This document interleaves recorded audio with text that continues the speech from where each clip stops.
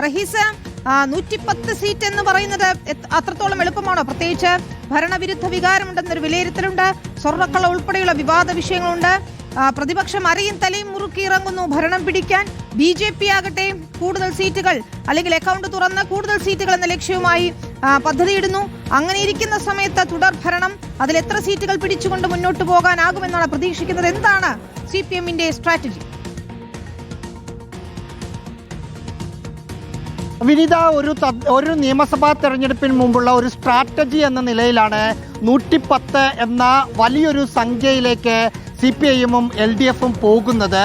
കാരണം UDF 100 seat എന്നതാണ് അവരുടെ ഒരു അജണ്ടയായി വെച്ചിരിക്കുന്നത്.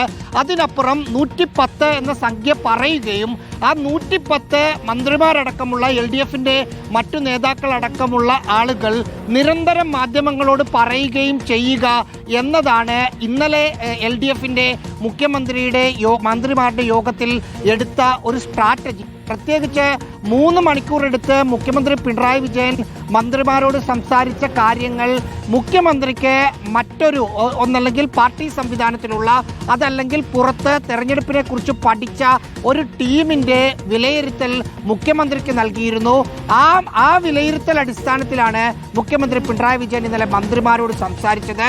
ഒപ്പം എല്ലാ തരത്തിലുള്ള ആരോപണങ്ങളെയും വികസനം എന്ന ഒറ്റ കാര്യം പറഞ്ഞ്, ക്ഷേമമെന്ന മറ്റൊരു കാര്യം പറഞ്ഞ് പ്രതിരോധിക്കുക എന്ന സ്ട്രാറ്റജി കൂടി ഇന്നലത്തെ യോഗത്തിൽ ഉണ്ടായിട്ടുണ്ട്. അതായത് ശബരിമല സ്വർണ്ണക്കൊള്ള അടക്കമുള്ള വിഷയങ്ങൾ പ്രതിപക്ഷം ആയുധമായി കൊണ്ടുവരുമ്പോൾ സംസ്ഥാനത്ത് കഴിഞ്ഞ 10 വർഷം ഇടത് സർക്കാർ ചെയ്ത വികസന നേട്ടങ്ങൾ ഉയർത്തിക്കാണിച്ച്, ക്ഷേമ ആനുകൂല്യങ്ങൾ ഉയർത്തിക്കാണിച്ച് അത് നിരന്തരം പറഞ്ഞ് സജീവ ചർച്ചയാക്കി നിർത്തുക എന്നതാണ് ലക്ഷ്യം.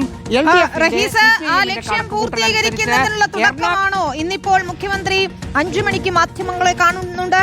വരും ദിവസങ്ങളിലും ഇത്തരത്തിൽ സംസാരിക്കുക എന്നതാണോ മുഖ്യമന്ത്രി ലക്ഷ്യമിടുന്നത്? മാധ്യമങ്ങളുമായി കൂടുതൽ ഇടപെടുക, രാഷ്ട്രീയം പറയുക, വികസന നേട്ടങ്ങൾ ഉയർത്തിക്കാണിക്കുക, അതാണോ ഉദ്ദേശിക്കുന്നത്?